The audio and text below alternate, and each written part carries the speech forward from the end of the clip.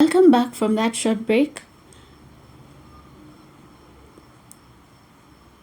Before, our guest had told us about her upbringing and how she'd grown and her being an only child, and she had shared her experience. But now we want to know how it has been, or what are your next plans after you have actually won Miss Deaf Kenya in terms of supporting persons with disabilities and also in terms of advocating for them, because sometimes it has a lot of disappointments. For me, I'll really advocate for communication because I know sometime before we've always had a problem. I remember in high school and in college, we did not have a specific way of communicating. Sometimes you're forced to write, and when you go to work, it's sometimes so hard.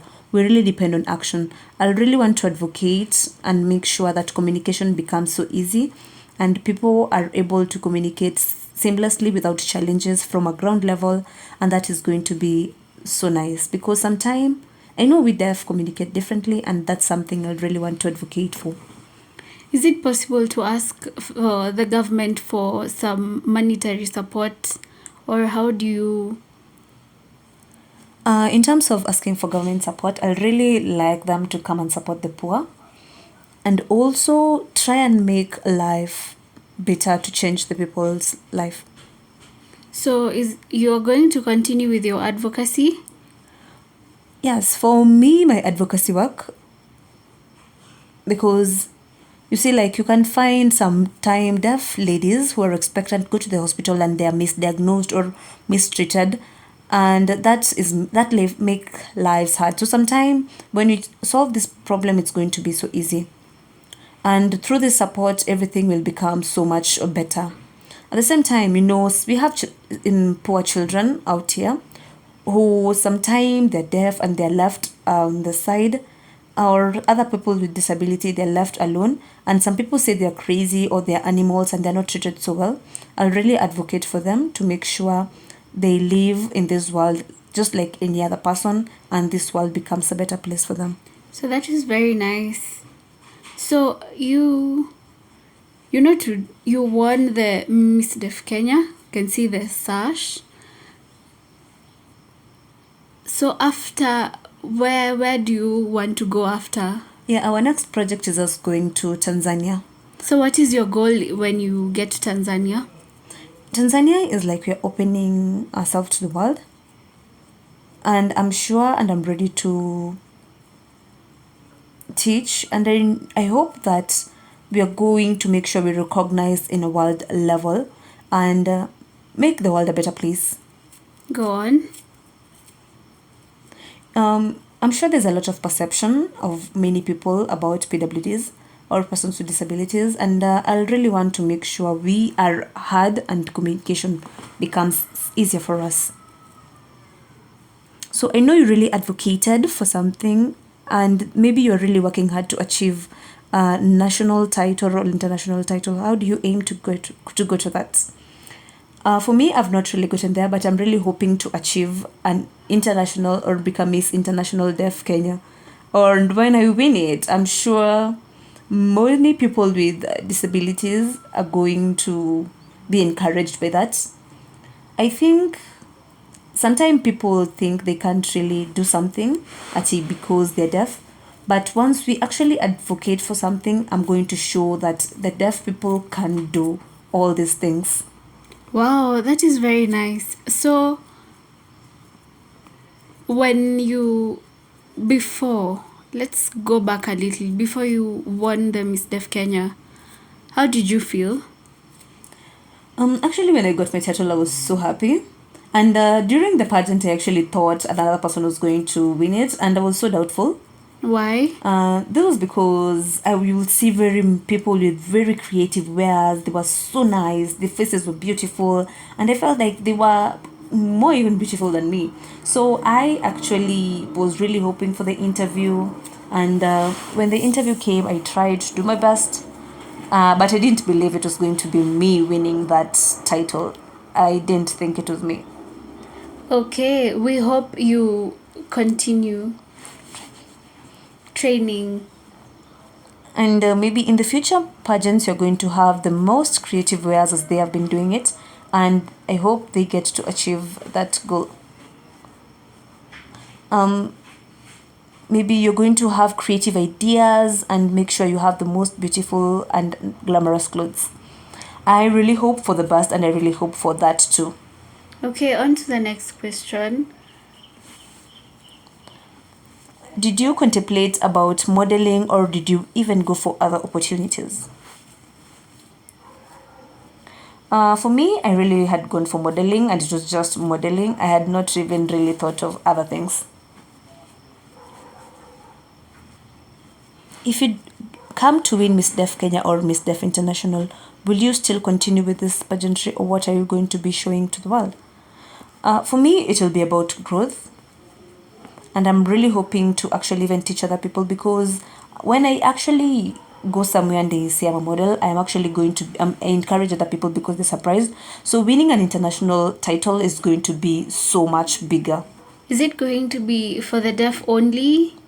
Yes. I'd really like to focus on the deaf, because once I get a lot of things, maybe it's going to be hard. Maybe when I try to train the man, maybe it's going to be challenging, but I'll really focus on the deaf mostly. So is it possible for you to go to different countries and engage in the different pageants in different countries? Examples Like in the USA and Zimbabwe.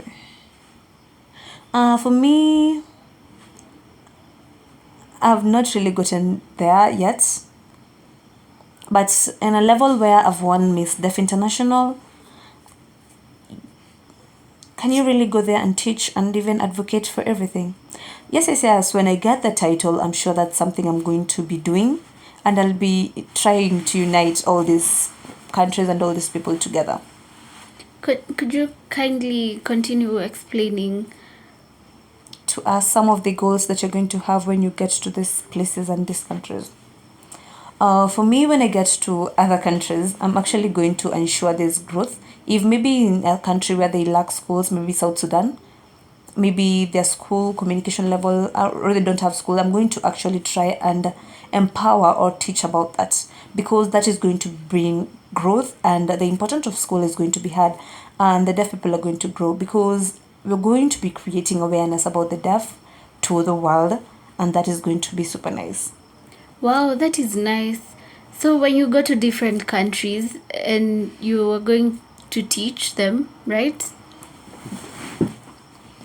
You know, you only speak Kenya Sign Language, and I know sign language is culturally. How are you going to communicate, or how are you going to deal with it? I think mostly we can have like two interpreters, maybe from this different countries. When someone speaks, then they're able to interpret it to the different cultures.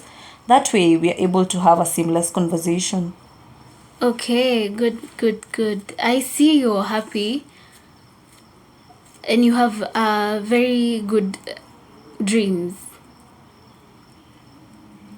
How do you aim to support people with disability and support? Maybe is it possible to get support from the government? Talking of support, I'll really say from a school level, I'll say the government should actually come in and support people from school level because of paying and everything.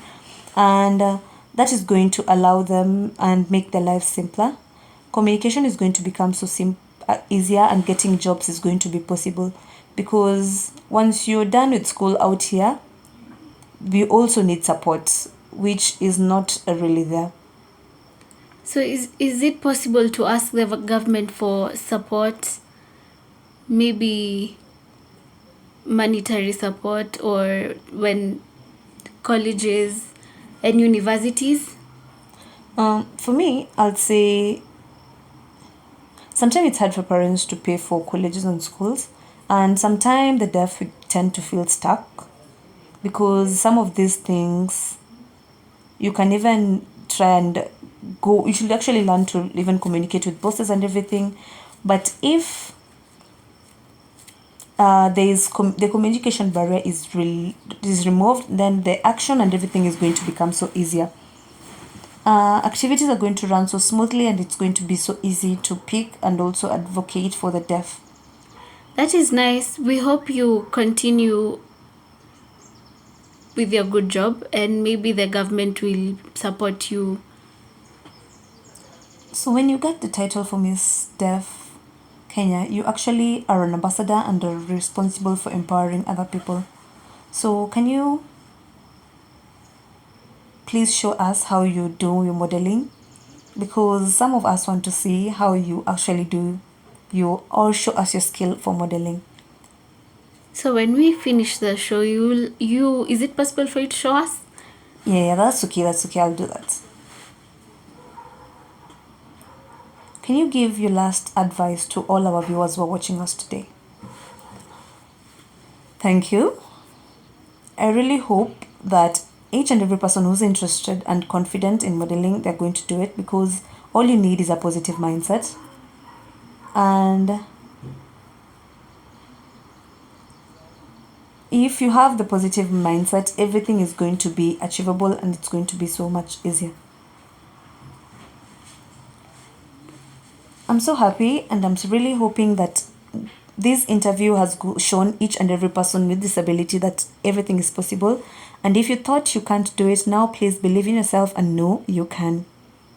And we have come to the end of our interview, and I hope you're going to see our clip of her showing us modeling. Goodbye.